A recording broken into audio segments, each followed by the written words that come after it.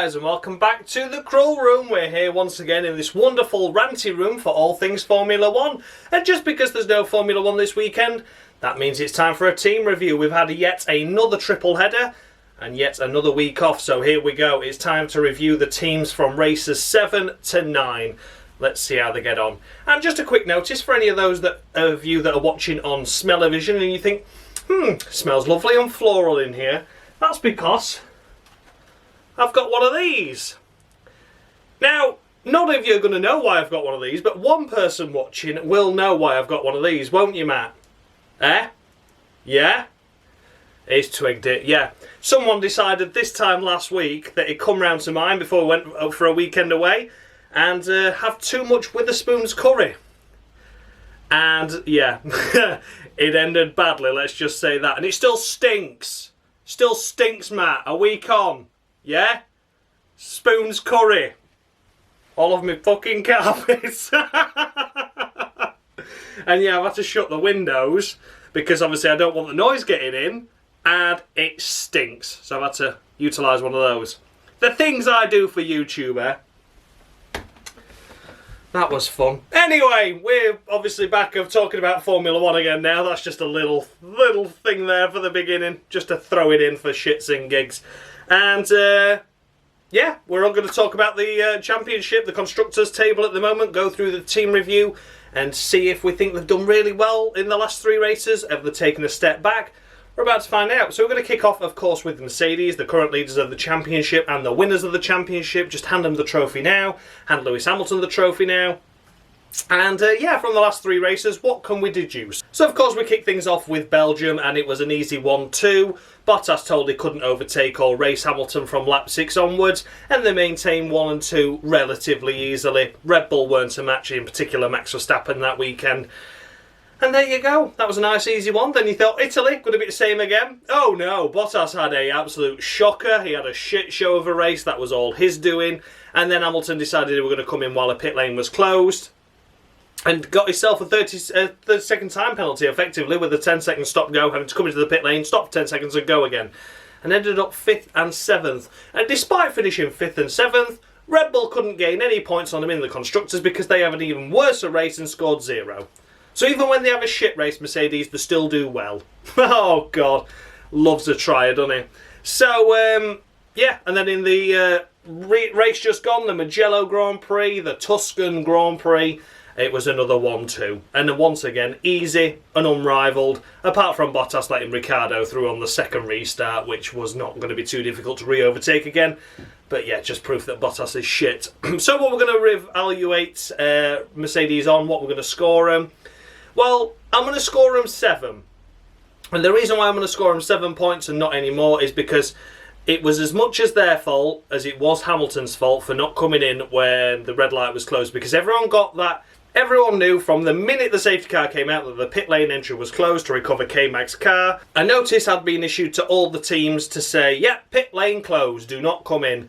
They didn't see it on the 14,000 screens on the Pratt perch. Hamilton didn't see it. So yeah, I'm going to dock them points for that. And also I'm just docking them an extra point just because they're just not allowing Bottas to race. And everyone's going, oh, what an overtake round the outside from Hamilton at Mugello. Really? On the second restart? Really?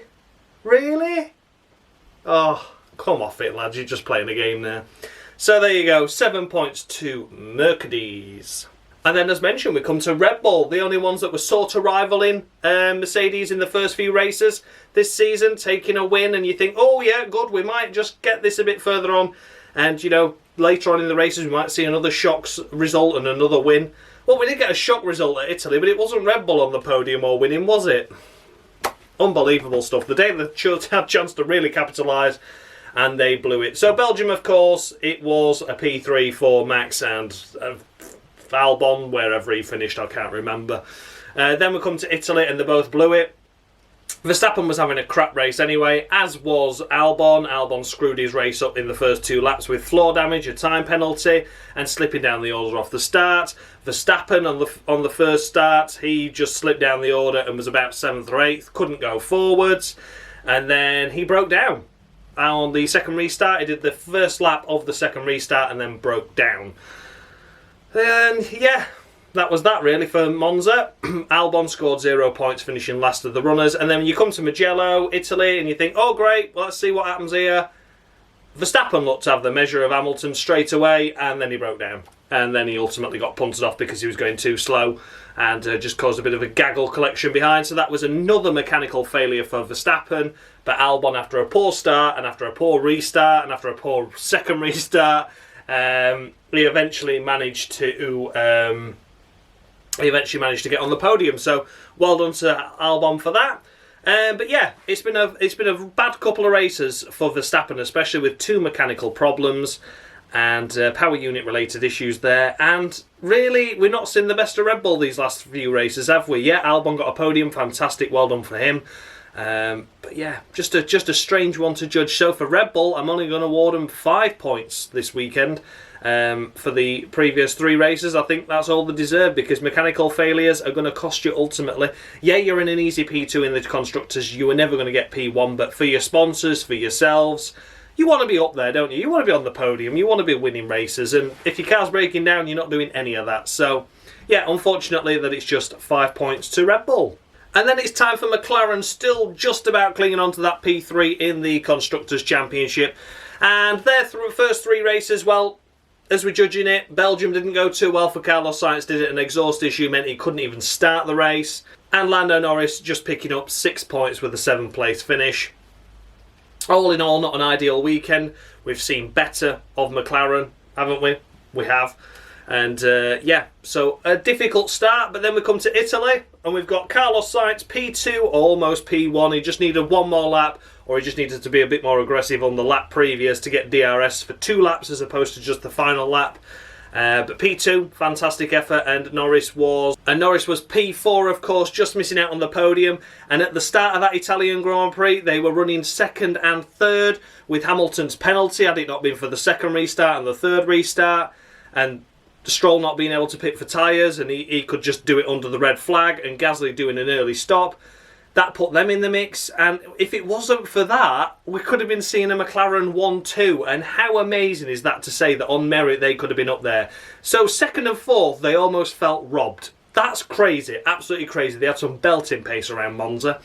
And then Mugello, sadly, Carlos Sainz got involved in his own incident with the Racing Point off the line. And at turn 2 it was, I believe, where he just half spun, took Seb's front wing off for good measure, and then got involved in the restart after the safety car. He got involved in that pile-up and was out.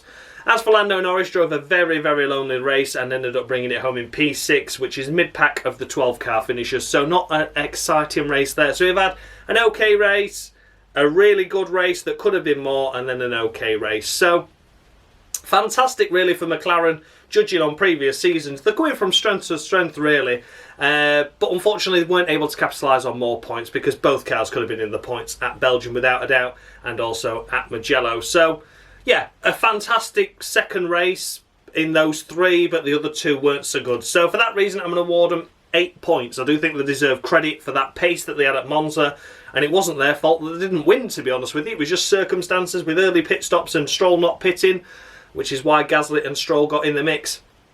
Without that, there'd have been a 1-2. Mental. Absolutely mental to say. But yeah, 8 points for McLaren. And then we come to racing points. And Belgium for them was a very lonely race. Everyone was expecting them to be really dominant. Perhaps the 2nd fastest car. Of course, with them being a B-Tech Mercedes.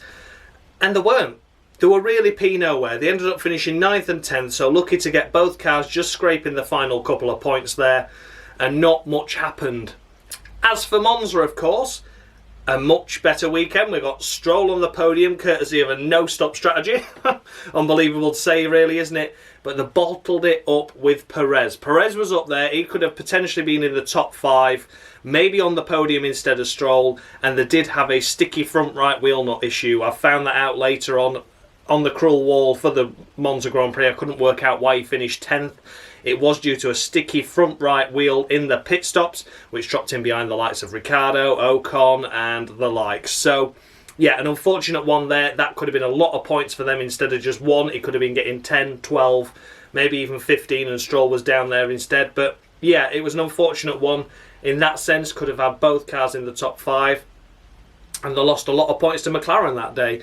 And then, of course, as for Mugello, it was going all so well. We had Perez as high as 6th, 7th, somewhere around there, so some good solid points. Stroll, with some new floor and some new aero bits, was doing incredibly well and was knocking on the door of a potential podium again. Ricciardo was in 3rd. Stroll had lost that in the pit stops, but he had a good few laps to be able to maybe mount the charge and get his 2nd successive podium in a row. And unfortunately had a left rear wheel failure or tyre failure, and it sent him skittling off into the wall. A big heavy hit, and unfortunately a lot of damage to that Racing Point. It was bent in half like a banana, really. And then it caught fire, and it was just a mess. It was horrible to see, because I hate it when cars get big damage. I'm glad that the driver's okay, of course, but big damage like that, I absolutely hate to see it, because it's a lot of work for the lads to get that ready again, and it was a great shame to see. So for Racing Point, the pace was there, without doubt, certain weekends. Belgium was a bit lacklustre though, sadly. Italy could have been more had it not been for that sticky wheel nut, as mentioned, and then Mugello, they could have both been in the top 6, maybe another podium had it not been for a tyre failure, and that's not anyone's fault. That is just circumstances of racing, probably debris from the earlier contacts and collisions we saw in that race. So for Racing Point, I'm going to award them 7 points. It was going to be 8, but I've scored McLaren 8, and they've just edged Racing Point that little bit more for P3 in the Constructors' Championship, so I can't score them the same. So 7 points to Racing Point. And then we come to Renault, and I'm just going to say it now, my personal team of these last 3 races, do you know, I think they've done a solid job. I don't like Cyril at all. I think he's a bit of a dick. But do you know what I really admire? I really admire Ricciardo's strength for still going, still pushing the team. Whereas most people, when they're told, yeah, you're not driving for us next season, I think it really causes some issues and can normally cause a lot of animosity. And thankfully enough, it's actually it's almost spurred Renault on and spurred Ricciardo on. So it's going to be interesting to see how that plays out now. Fernando Alonso coming into the team next year. I'm not really sure how that'll go. Previous seasons prove it might not do anything. As you can see, once they got rid of him at McLaren, went from strength to strength. Just saying. So, what we're going to really rate Renault? Well, let's start off with, of course, Belgium Grand Prix. After scoring no points in the Spanish Grand Prix, the race previous, we thought, looks like they're on a steady slope downhill now. But thankfully enough, they scored their best points haul in Formula 1 since their return, especially since 2016, of course, when they came back. And that was by achieving a P4 for Daniel Ricciardo, a P5 for Esteban Ocon, and Daniel Ricciardo picking up fastest lap on the last lap as well. So a massive points haul, a great reward for them, and certainly built their confidence back up again after a poor Spanish showing. So well done to them for that. That was amazing. I love to see it. And it was good to see Ocon doing well as well. You know, it was certainly matching his teammate that weekend, which was good to see. Then we come to Italy, and it was more solid points with a P6 for Ricciardo and a P8 for Esteban Ocon. So more points for the team, but they did feel disappointed that they weren't able to capitalise on the safety car periods, the red flag period, like Gasly did, Stroll did, and the likes. So more could have certainly been on the table, but wasn't to be. But still, it was a great 12-point haul, and they thoroughly deserved the points that they got. And then we move to Mugello, and it was a case of what could have been once again, really. Unfortunate for Ricciardo to finish P4. He was running P3 for so long, and I so wanted him to get that podium, but on the 3rd restart, or 2nd, whatever you want to call it, the one that happened last, the start off the line that happened last, Albon finally made a good start and just picked his way off and through, and you could see that Red Bull had more pace, and it ultimately just slipped past in the DRS zone heading into turn 1. And I was gutted for Ricciardo, I really was, because it looked like he could have had a podium. Had it not been for that restart, he would have been on the podium that day. So unlucky for him. And for Esteban Ocon, unfortunately, it was a retirement for him.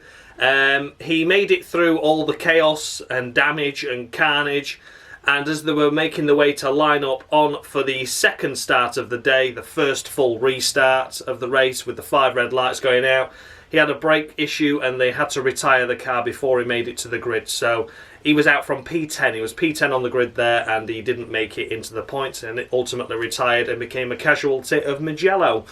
So yeah, points were definitely possible again for Ocon. How well they would have been, I'm not quite sure. He might just have been picking up a couple of points because he sent very much off the pace that weekend. But points is what Renault needs now. But more importantly, all these points that they've scored these last 3 races have overhauled Ferrari in the championship, which is why they're now P5 and Ferrari dropping to P6. So overall, for Renault, I'm going to score them a solid 9 points. I'm not going to give it a perfect one because Ocon broke down and he could have picked up some more crucial points there had it not been for that. But fantastic. My team of the season so far in these 3 races. It's been a brilliant to see that both Renaults have been up there on occasions. So keep that going, Renault. And then as mentioned, of course, it's time for Ferrari. And what we're going to say about them. It was nil point in Belgium. No points scored. Both cars finished. Both well off the pace. Then we got to Italy. Monza. Nil point. Double retirement. A brake failure for Sebastian Vettel. And Charles Leclerc binned it after he benefited from the red flag period and the safety car period and the pit lane being closed. So he potentially could have scored some good points. He was running around in 5th when he crashed. But it wasn't to be, sadly. It wasn't to be, and he binned it. So there you go. And then we come to Mugello, and they both survived the carnage. Vettel took his front wing off on a spinning side. It's not his fault at all. Leclerc had a fantastic qualifying and was running as high as 3rd at one place before eventually tumbling down the order.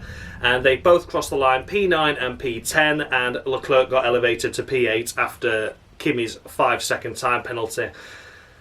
But had it not been for only 12 cars finishing, we would not have seen those Ferraris in the points, would we? Let's be honest. The only 2 cars that finished behind him were George Russell, who should have, in theory, been up there and should have took the points off Vettel, and a heavily damaged Haas of Roman Grosjean. I heard a team radio where the team was saying, "Oh yeah, good drive, mate, good drive. We know it weren't your race today." And he went, they worked out that he lost 60 points of downforce.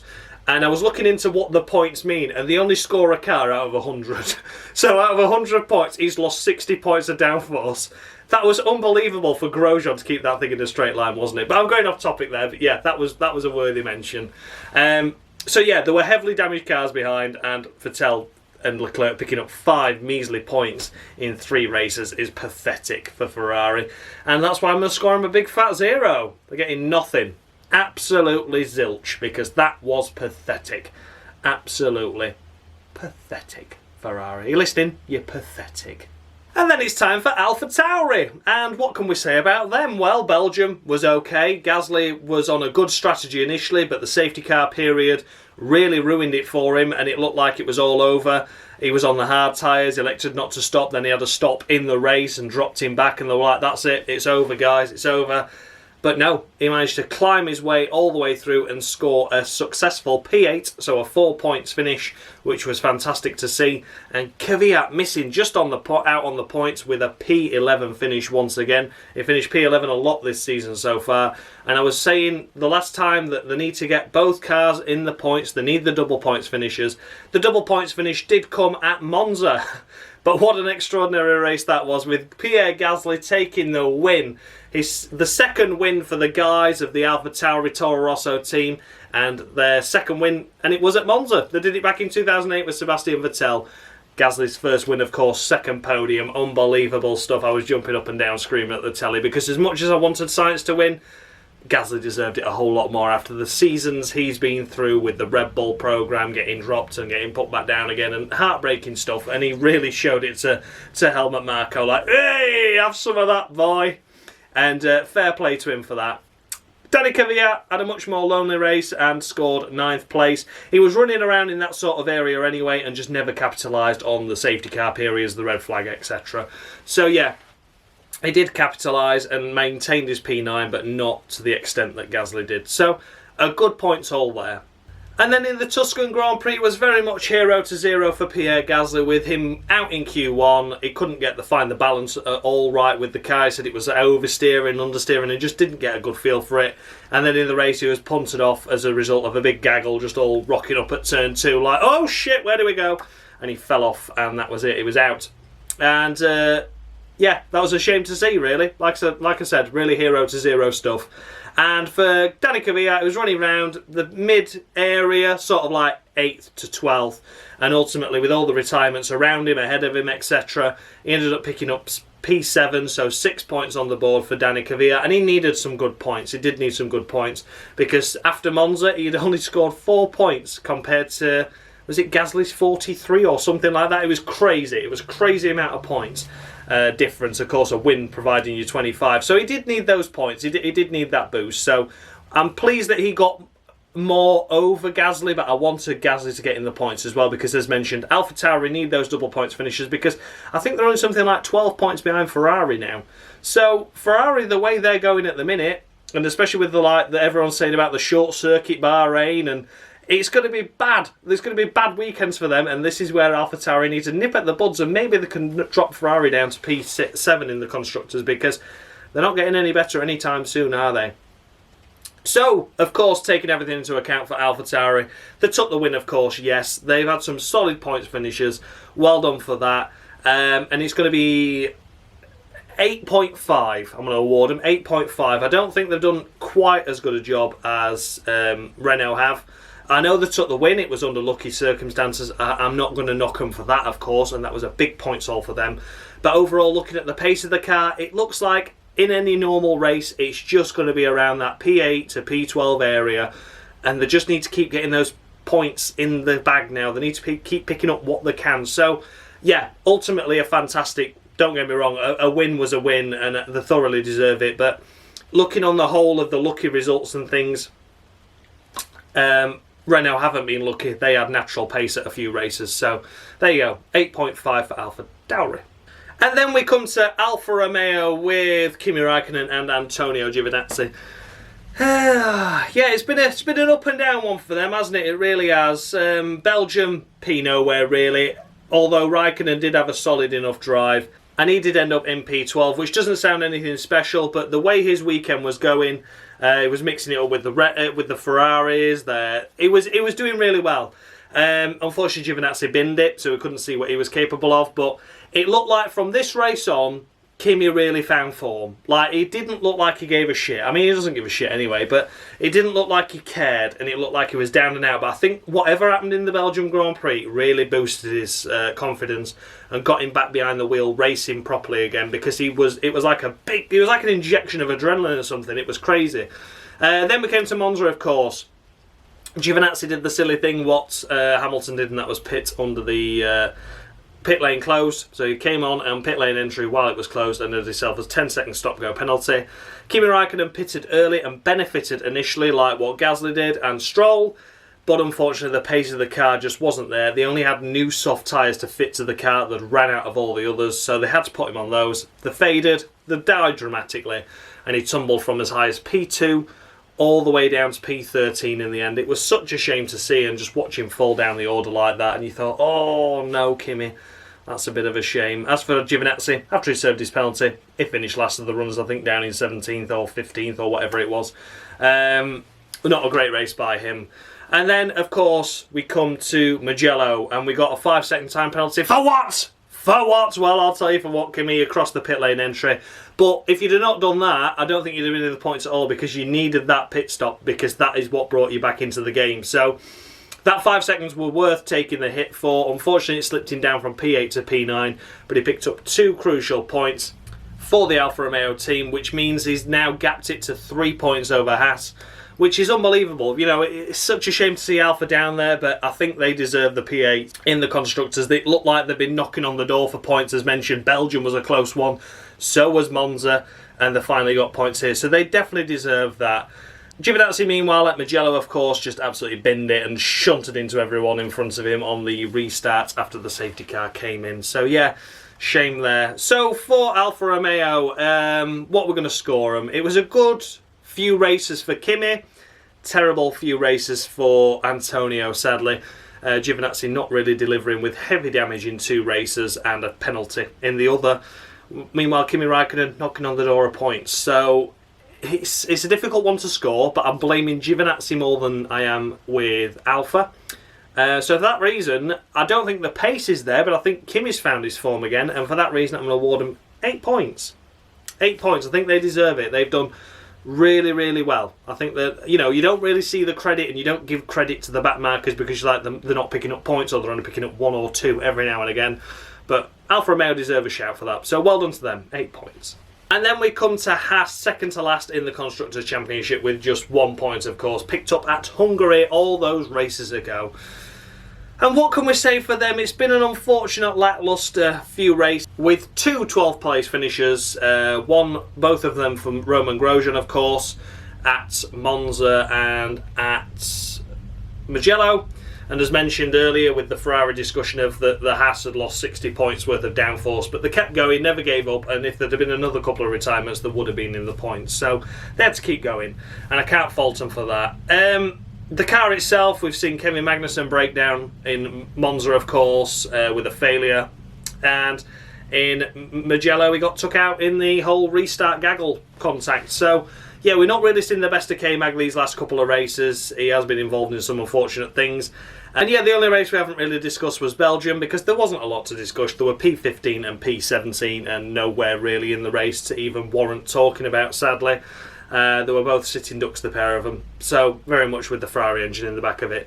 So for Haas, yeah, it's been a couple of good races with P12 twice now, but not quite their day to get the points.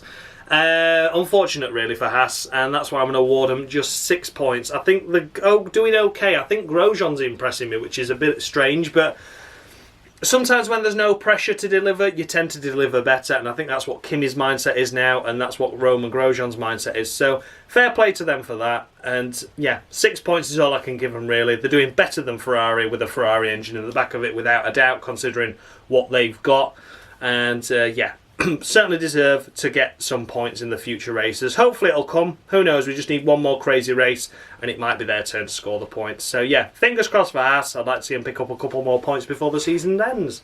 And then we come to Williams, still yet to score on the board with 0 points. But have they come close? Abso-bloody-lutely.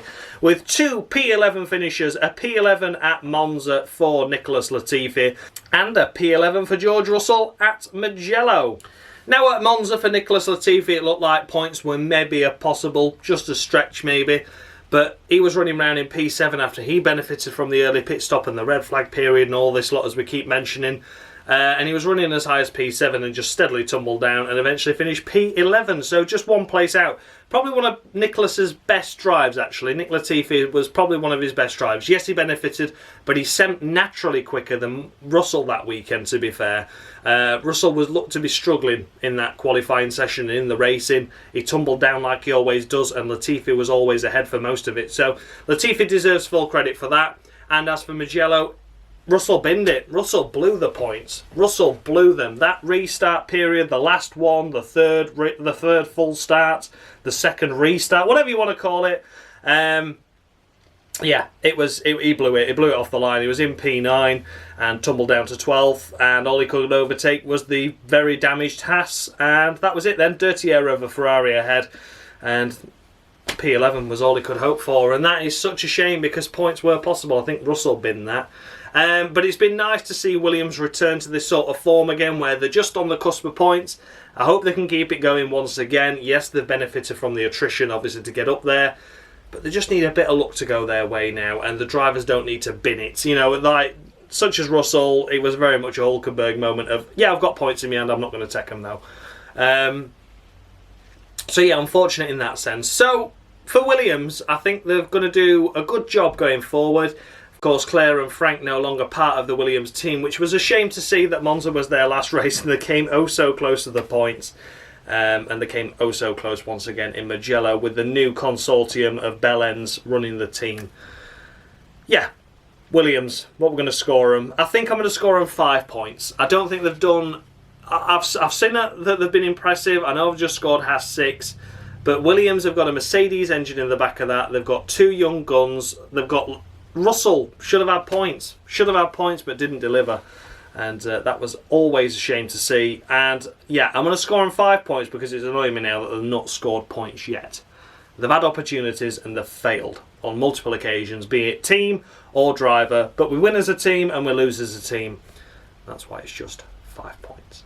So there you go, guys. That was the team review of the teams from races 7 to 9. Let me know your thoughts and feedback down below. Did I score any too high, any too low? Do you think I'm a bit critical of some, not critical on others? And yeah, as always, let me know down below in the comment section. I look forward to replying to all your comments and seeing what you think of these last 3 races. We've had some good racing, haven't we? And it's been an exciting one. So hopefully we can go forward for the next triple header or whatever we've got next. I can't quite remember. But the next few races we can have some more exciting battles. Thanks a lot for watching, guys. And much love.